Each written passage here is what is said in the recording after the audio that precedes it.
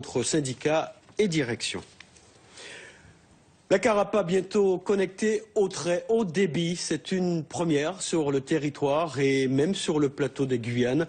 Le projet a été confié à un opérateur privé, Guyacom. Ce projet doit apporter la fibre optique jusqu'au logement des abonnés. Alexandre Rosga, Éric Boutin. Ici, à l'entrée de la Carapa, la révolution technologique arrive par la voie souterraine et par ce câble optique.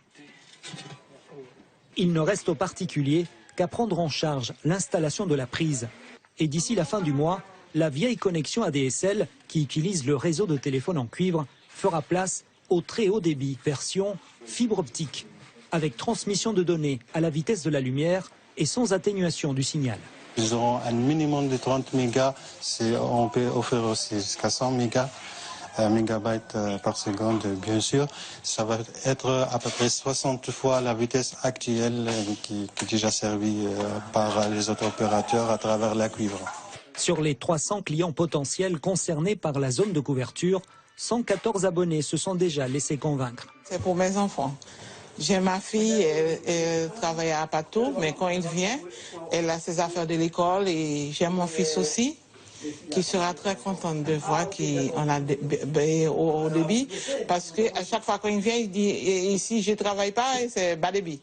À la Carapa, beaucoup de résidents se situent dans des zones dites blanches, à l'écart des réseaux. C'est une zone d'activité agricole et industrielle à forte évolution démographique, située seulement à 20 minutes de la capitale et pourtant isolée.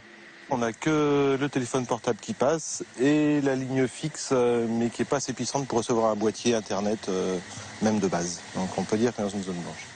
La couverture en fibre optique confiée à l'opérateur privé comprend 30 km de tranchées d'enfouissement, des travaux qui se sont heurtés à des complications sur les voies privées ou en cours de rétrocession.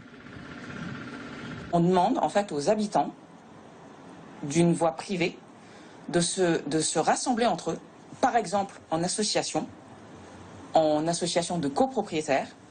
Cela nous permet de faire des travaux de façon beaucoup plus simple, rapide, efficace, en toute légalité. Coût de l'opération, 1 200 000 € à financement privé et public. Des subventions versées par Macouria et Monsineri et surtout par la région Guyane. Un projet expérimental en guise de premier pas.